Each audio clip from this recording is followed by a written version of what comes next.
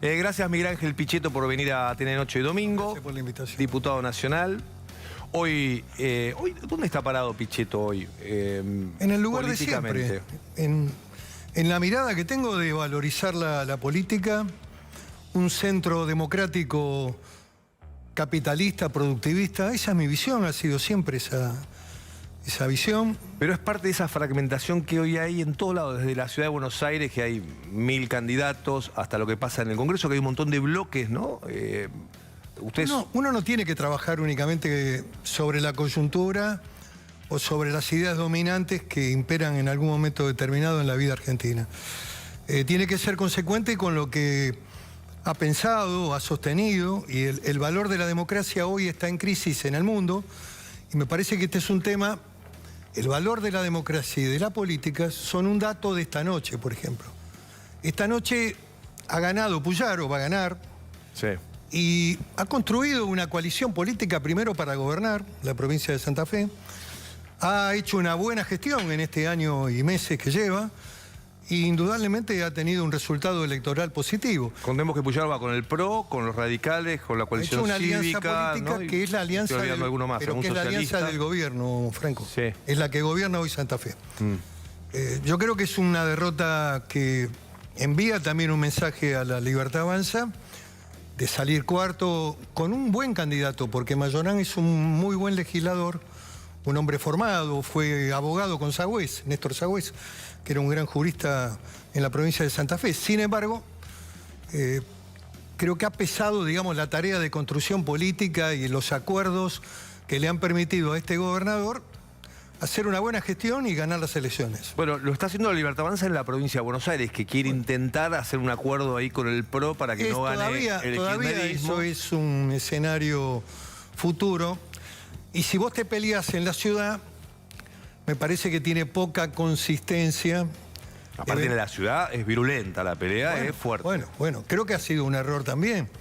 A mí me parece que ahí... ¿De quién? ¿De Macri o del gobierno de Milei? Del gobierno. Creo que el macrismo y Mauricio Macri y el propio Jorge Macri esperaron siempre que hubiera un camino de acercamiento y fortalecer la propuesta del PRO en la ciudad, conjuntamente con sectores de la Libertad Avanza.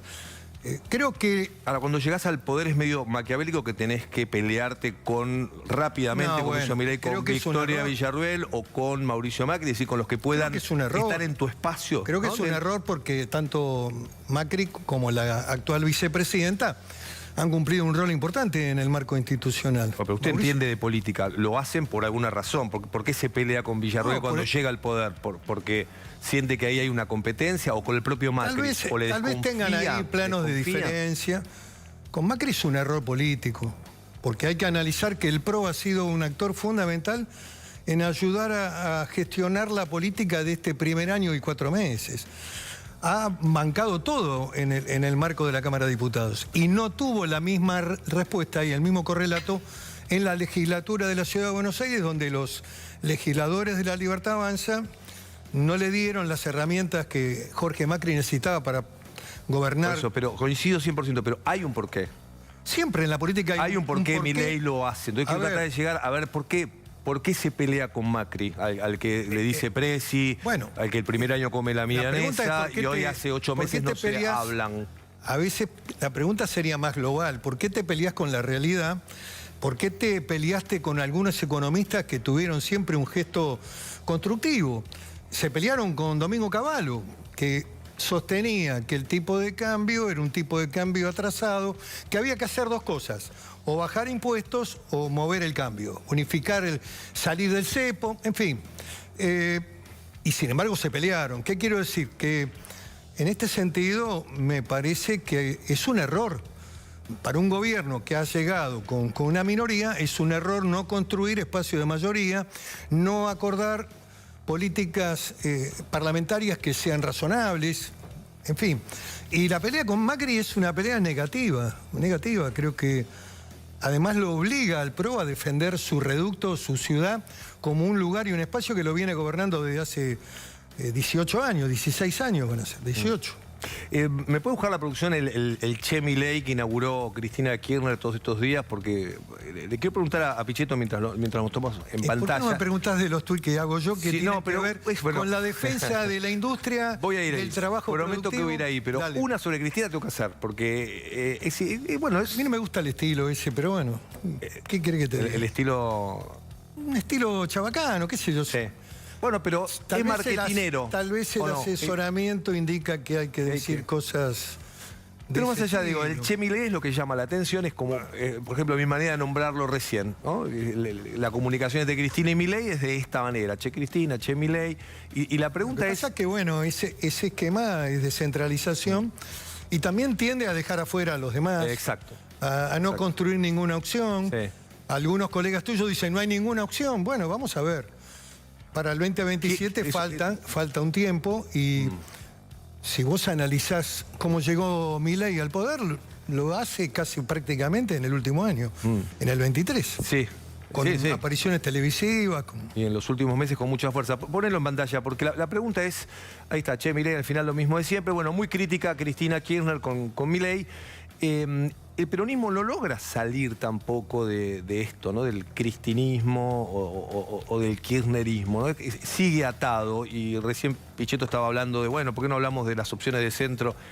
¿Qué pasa ahí en el peronismo? ¿No se anima? ¿Es ella la dueña de los votos? ¿Esto es lo que sigue pasando? A ver, hay una crisis y hay una discusión sobre el liderazgo. El gobernador de la provincia de Buenos Aires intenta, adelantando a las elecciones.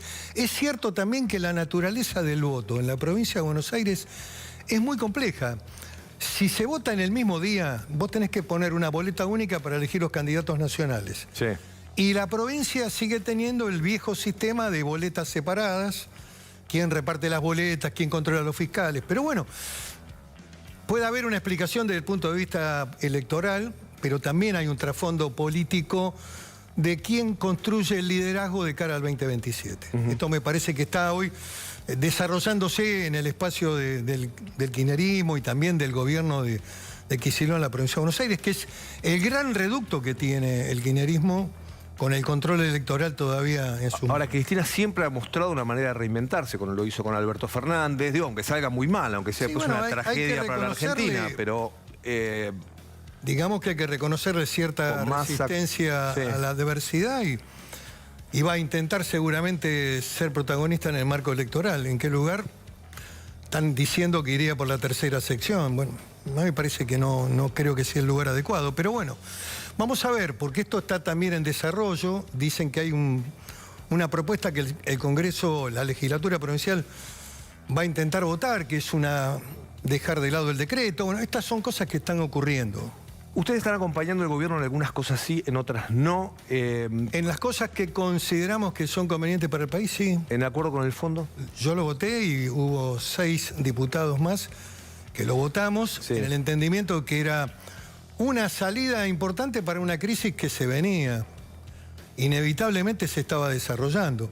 Todos los días se iban 80, 90, 100 millones. El viernes se fueron 400 millones. 400 y un poco más.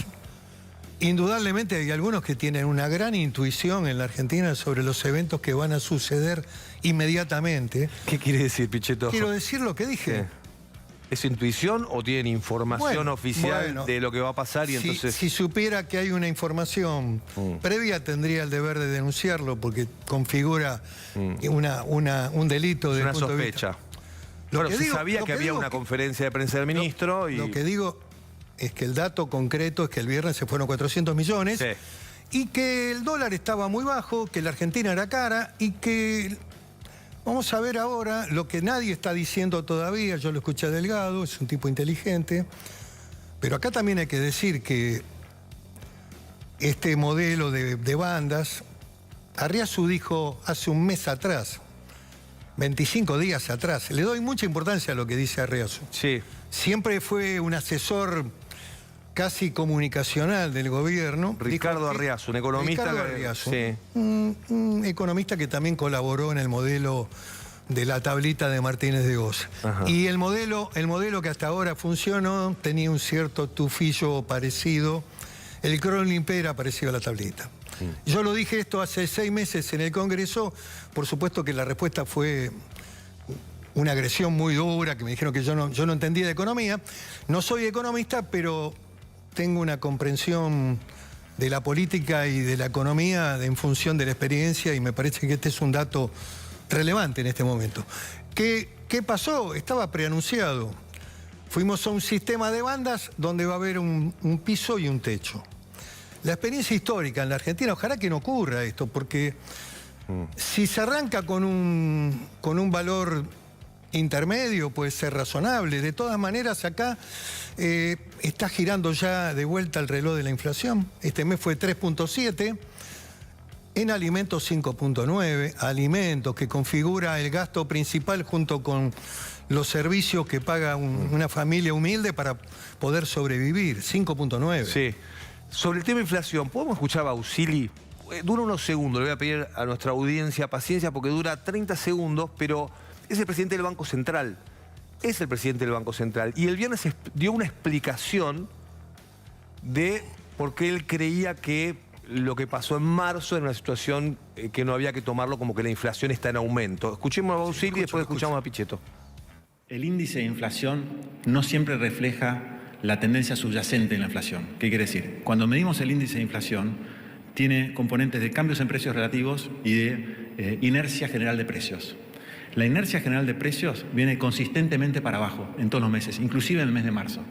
Pero algunos meses tienen particulares. Por ejemplo, en marzo, y el número salió cuando estábamos viendo para acá, con lo cual no vi el detalle, pero lo que nosotros anticipamos era que había un par de elementos, de ítems en el índice que ya mostraban una lectura para arriba. Por ejemplo, el aumento del precio de la carne en marzo fue muy relevante, empujó mucho el índice general para arriba. Pero no subieron todos los precios, subió el de la carne y afecta el promedio. ¿Y por qué subió el precio de la carne? Porque es un precio relativo, tiene sus propias reglas de oferta y demanda, venía más atrasado que la inflación en otros meses, este mes se movió más rápido, tiene que ver con las condiciones específicas del mercado de la carne. Lo mismo pasa en marzo, hay un componente estacional muy importante, que es la vuelta a los colegios. Entonces, los colegios no cambian el valor de la cuota en enero, lo cambian en marzo, que es cuando empiezan las clases, y eso le pega al índice en ese mes. Para los meses para adelante puede seguir pasando lo mismo, que es que algunos meses más que otros haya un componente de precios relativos que afecte el índice que miramos. Pero nosotros nos focalizamos y lo que más nos importa es la tendencia de la inflación subyacente, y los elementos que alimentan esa inflación subyacente no tenemos ninguna duda que muestran un desplome de la inflación hacia adelante, porque no hay emisión monetaria y porque la demanda de dinero en un país que crece es esperable que siga creciendo. Entonces, esa fricción y esa fuerza va haciendo que la inflación como aumento generalizado de precios va para abajo sin dudas. Bueno, es el presidente del Banco Central, yo supongo que debería haber venido al Congreso a explicarnos este cuento. Supongo que debe saber un montón de economías, el presidente del Banco Central, ¿no? Sí, el ministro de Economía nunca vino tampoco al Congreso, ni siquiera a plantear el debate sobre el capítulo fiscal de la Ley Bases. Hemos sido realmente muy permisivos y condescendientes con este ministro que le tiene miedo al Congreso y que hablan por televisión y hablan contra la realidad, porque este discurso es muy interesante desde el punto de vista de la visión económica, pero la realidad es otra. Cuando la gente va al supermercado, vos lo pagás en la góndola, y cuando el dólar se estabilice en una media que puede estar, ojalá que esté a la baja, 1.200, pero tenés también el dato del dólar financiero que estaba en 1.340, vamos a ver qué pasa. Y esta experiencia de piso y techo, esta experiencia de bandas, en general, espero que no ocurra esto, no quiero ser un agorero de malas noticias, en general siempre el valor va para arriba, siempre va al techo. Lo que te quiero decir que el valor del dólar va a determinar también el porcentaje de inflación y de devaluación que va a sufrir la gente en términos de su poder adquisitivo. ¿Qué viene después de esto? Y debería venir una rediscusión de paritarias, un aumento a los jubilados que han quedado muy atrasados, en fin, temas de la realidad que este señor no te dice. Recién dijo que Caputo no fue al Congreso. Lo citaron ahora por el tema de las criptomonedas. Por la cripto. Pero raro, ¿por qué tiene que ver el ministro de Economía Caputo con el tema de la criptomoneda del presidente? Una sola pregunta te hago. A ver. ¿Fue consultado el ministro Caputo para que el presidente promoviera la moneda cripto? Probable que no. Bueno, creo que era un tema económico que iba a ser dirigido con el lío que hay en el país, que vaya a hablar Caputo de la criptomoneda. ¿Qué tiene que ver Caputo con la criptomoneda? Tiene que ver que tiene la responsabilidad económica de lo que pasa. Pero el presidente hizo un tuit, en todo caso... Es un tuit que tiene repercusiones y que indudablemente necesita... Pero no tiene nada que ver el ministro de Economía en eso. La pregunta es, ¿fue consultado o no fue consultado? Debería contestarla. Es probable que no. ¿Por qué? ¿Por qué decís probablemente no? Porque fue algo de Milei. ¿Vos creés que es un hecho menor mover una moneda cripto? No, pero no. Un hecho totalmente... No, pero no creo que le consulte Milei al ministro de Economía. Citado. Hubo una decisión política de mayoría. Por eso pregunto, ¿pero por qué la decisión política? Porque no fue antes, por ejemplo, porque no fue el año pasado Caputo a responder. Mire, está citado el jefe de gabinete, el ministro Caputo, el ministro de Justicia y el que es el presidente de la CNB. Y el Congreso va a hacer preguntas. Y no debería preocuparse ningún funcionario porque tienen el deber de venir a explicar. El gobierno tiene que construir un mensaje respecto a la cripto para tratar de proteger incluso al propio presidente. No lo entienden. Creen que el silencio les conviene. Me parece que deben explicar qué pasó. Si el presidente fue engañado, fue seducido por un grupo de marginales que intermediaron esta operación, si hay responsabilidad de tipo civil o penal. Habrá que verlo también en el futuro. No, me parece que es importante una explicación. El silencio no es el mejor camino, ni siquiera para proteger al propio presidente. Los gobiernos, con sus ministros, tienen que ser el pararrayos para tratar de contener situaciones como esta, que generan un hecho inédito.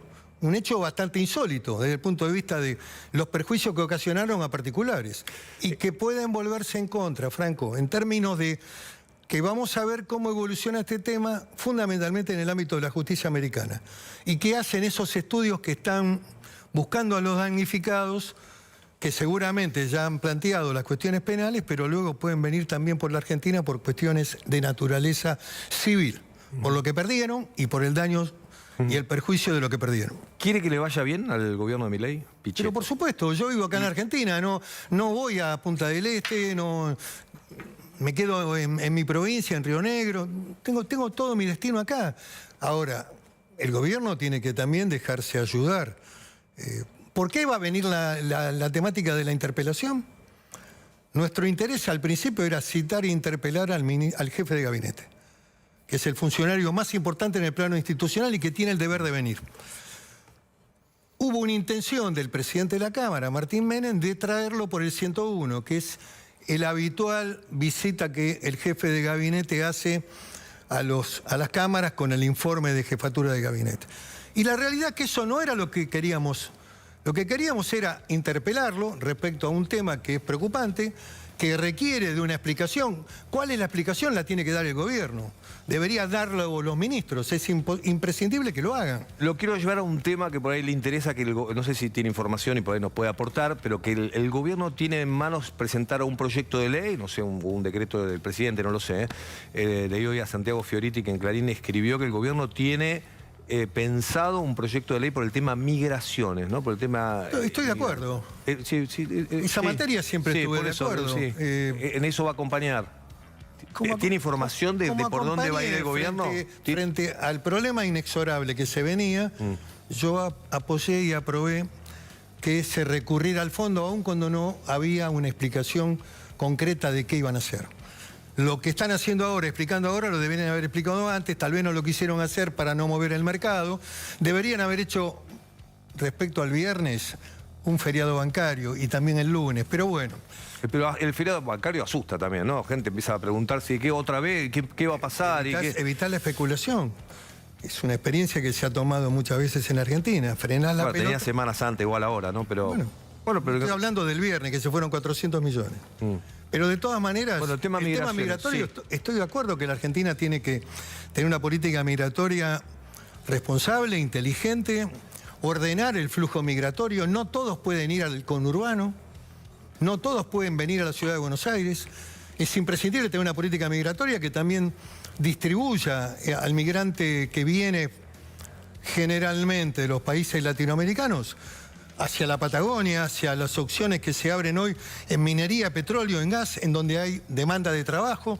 Pero eso ¿cómo lo regulás? Como si no, cualquiera que habita el suelo argentino puede ir a donde quiere, puede ir al conurbano, uno no le dicta dónde debe vivir. Estamos hablando del que viene de afuera. Sí, por eso un inmigrante. Tenés que tener una adecuada política migratoria, como la tuvimos en 1920, con los inmigrantes europeos que entraban por el hotel de turismo, acá frente a donde sale el buquebús. Sí. Ahí estaba el viejo hotel de turismo que ahora lo tiene la Universidad de 3 de Febrero, como museo. En realidad deberíamos haberlo preservado como el lugar donde entraron los inmigrantes, como lo tienen los americanos en Nueva York. Pero bueno, concretamente creo que se pueden poner marcos de regulación, de saber a dónde va, qué búsqueda trae el inmigrante, un adecuado control. Fíjate qué pasó acá. Es muy interesante tu pregunta, porque de este tema nadie habla. Fíjate qué es lo que pasó en Bariloche, con el ingreso de un ruso que había cometido delitos de trata de personas y de abuso de mujeres en Rusia. Condenado, además. Condenado, cumplió parte de la condena, se fue a Montenegro y tenía delitos parecidos, ingresó a la Argentina. Sí. No hubo ningún control de tipo migratorio, nadie miró los antecedentes penales.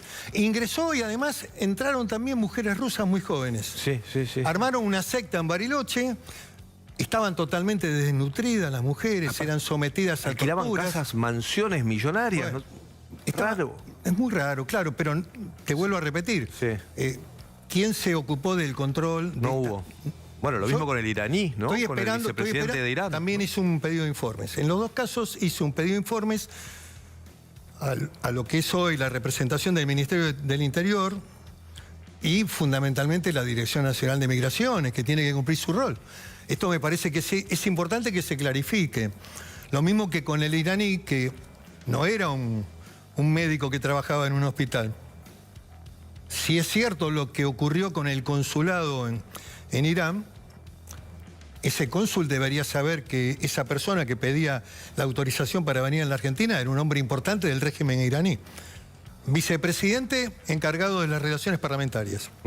Ese era el iraní que estaba acá. Claro, nos enteramos porque después de este viaje, Irán está pasando dificultades económicas y los propios iraníes lo echaron porque consideraban que había sido un gasto excesivo su viaje a la Argentina, que habían puesto en internet, la mujer especialmente.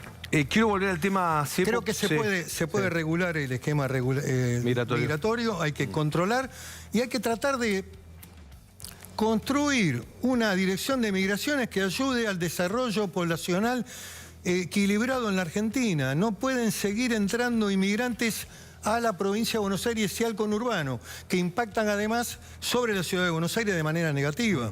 Entonces vos tenés que controlar eso, saber a qué vienen, qué oficio tienen, como se hacía antes. Y eso no es xenofóbico, no... Sí, a veces lo acusan en redes sociales, Pichetto hace o dice... Siempre dije lo mismo. Sí. Siempre dije lo mismo. Y si el gobierno viene con un planteo razonable en términos de ajustar los que cometen delitos, inmediatamente hay que expulsarlos. Si son delitos leves hay que expulsarlos. Si son delitos graves, cumple la condena y después se va. Inmediatamente se va. Eso no hay duda, pero eso no está ocurriendo. No está ocurriendo porque además cuando ocurre que la Dirección de Migraciones o una propia sentencia indica que debe ser expulsado, después vienen los reclamos administrativos a la Dirección de Migraciones, después vienen los planteos a la Justicia Contenciosa Administrativa y siempre hay alguna jueza que tiene el alma bella y que dice, no, bueno, tiene hijos acá en la Argentina, pobre, ¿cómo lo vamos a expulsar? Entonces, bueno, el problema es lo que pasa también como construcción cultural en la Argentina, esta mirada de que somos buenos, abramos las puertas. El mundo hoy se está autoprotegiendo. Es lo mismo que la política de importaciones que lleva adelante el señor Sturzenegger. Frente a un mundo que se cierra y que plantea proteger su industria, cuidar a sus empresarios, proteger el trabajo local, que ese es el planteo del presidente de Estados Unidos, tal vez equivocado en términos de todo lo que la conmoción que provocó, pero indudablemente yo no abriría la libre importación con China, Porque la Argentina, especialmente la industria textil, la industria metalmecánica, no puede competir con los chinos, que tienen una mezcla de trabajo esclavo con trabajo capitalista, en donde la competencia es totalmente muy complicada y vos perdés la industria y perdés el empleo. Ahora, también es cierto, y probablemente Sturzenegger lo diría, es que también los empresarios argentinos muchas veces se han acostumbrado a una política de protección que implica que todos los consumidores paguen más caro los productos, y que abrir las puertas a las importaciones implica también que bajen los precios. Hacer lo que... Ha habido abuso, ¿no? De lo que quieras, muebles, silla, cualquier elemento que uno tiene en casa. El camino del infierno siempre está abonado de las buenas intenciones de Sturzenegger. Lo que vos estás haciendo es haciéndole perder trabajo a la gente, cerrando pequeñas empresas, no cuidando las pymes. ¿Está pasando hoy eso? Está pasando. ¿Hay cierre de fábricas, cierre de pymes, pérdida de empleo? Hay varios ejemplos. Hay pérdida de empleo, no ha habido crecimiento. Lo sabés fundamentalmente por el consumo de energía y fundamentalmente también por el consumo de nafta.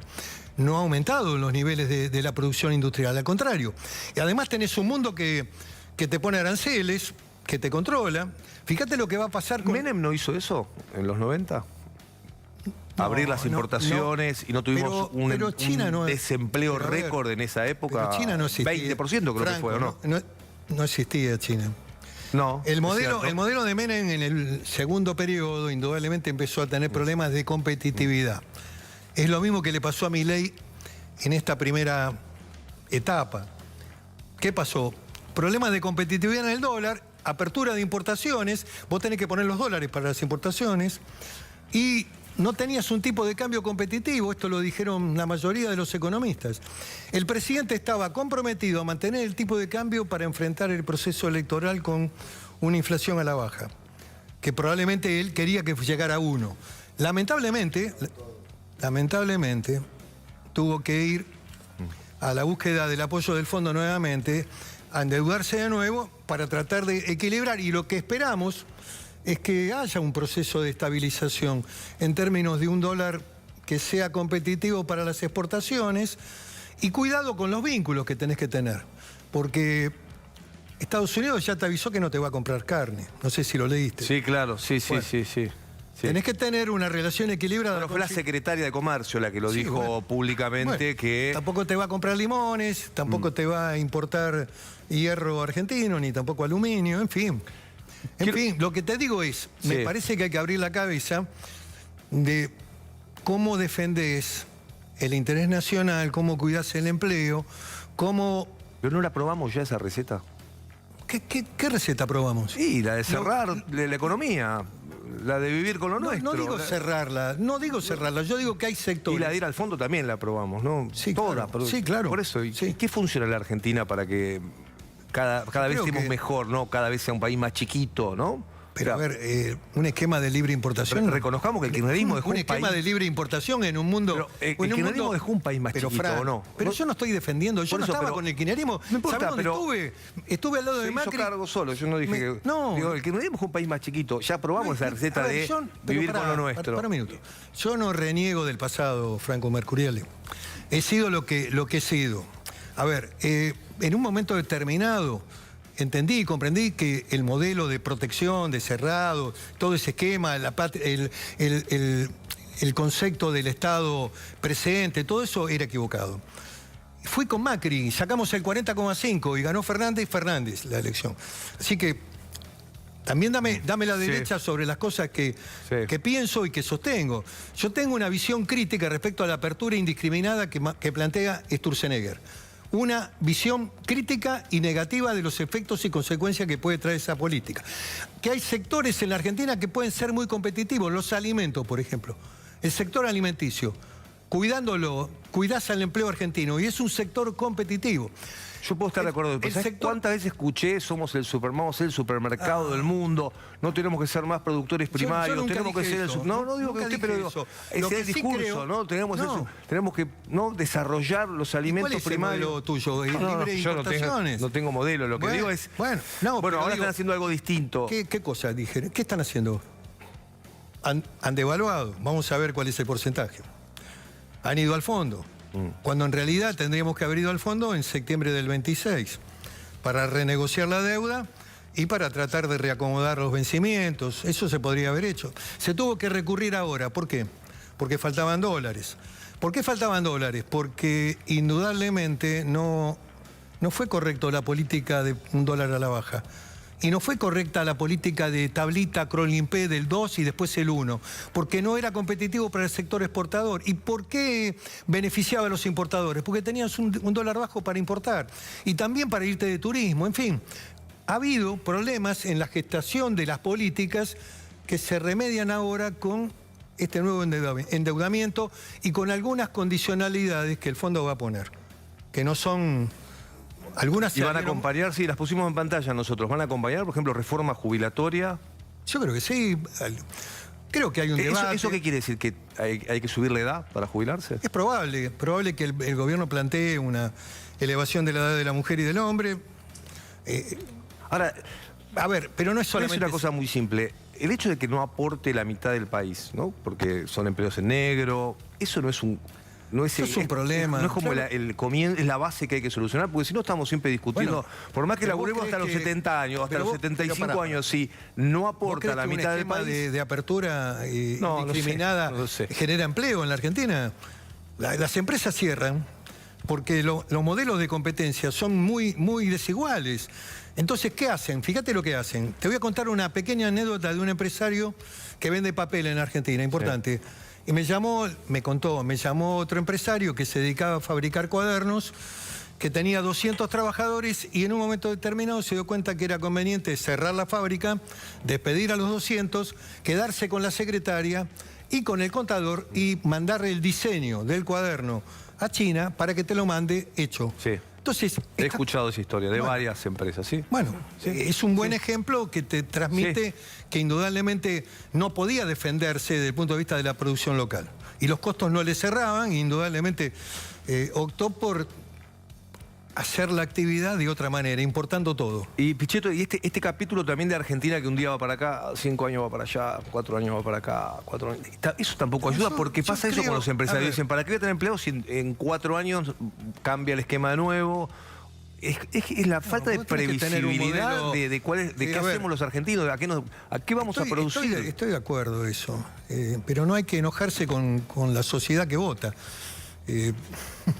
El ciudadano vota y lo hace de la manera más inteligente que puede y trata de defenderse y a veces corre hacia una moneda más segura porque los pesos se le van. En fin, no hay que enojarse con eso. Lo que digo es que me parece que la Argentina tiene que construir un modelo capitalista, productivista, de crecimiento, de desarrollo. ¿Es bueno endeudarse para crecer y para producir? Es bueno. Ahora, endeudarse para mantener el tipo de cambio, la verdad... Lo último, para Pichetto, ¿está enojado con Milei, digo, persona? No, estoy enojado. No. Yo no tengo problemas personales. No es personal. No, te lo demostré viniendo al programa. ¿Porque está enojado conmigo? No, porque un día en la noche se indignaron... ¿Está enojado conmigo? No, estabas en esa mesa vos. Estabas en una mesa de otro colega y se habían enojado porque había habido una paritaria con el gremio donde un diputado iba a cobrar 2 millones de pesos. Indignados, pero bueno. Pero yo no tengo problemas personales, ni con vos, ni con nadie, ni tengo problemas personales en lo político. Lo que creo que me parece que hay que hablar siempre tratando de acercarte a la verdad. Acá hubo una devaluación. El porcentaje lo vamos a saber en esta semana. Esto hay que decirlo. Era una necesidad de ir al Fondo Monetario porque faltaban dólares en el Banco Central. El fondo le dice, hay que juntar dólares y tener una reserva en dólares de por lo menos 4.000 millones. La política última del último año era únicamente una meta de inflación. Y no ajustaron el tipo de cambio, aun cuando muchos economistas de prestigio e importantes de la Argentina se lo decían, que el tipo de cambio está bajo y que la Argentina estaba cara. No lo hicieron y tuvieron que volver a un esquema de realismo y lo hicieron ahora. Ahora, esta política tiene efectos e indudablemente va a haber un impacto sobre los salarios de jubilados y trabajadores. Y va a tener que haber también una nueva paritaria de los trabajadores, porque de lo contrario hay mucha gente que no va a poder sobrevivir. Pichetto, gracias por haber venido hoy domingo, Franco. a Telenoche. Muchas gracias. El diputado nacional, por la invitación. Miguel Ángel Pichetto con nosotros. Hablamos de todos los temas de la política y de la economía en la Argentina.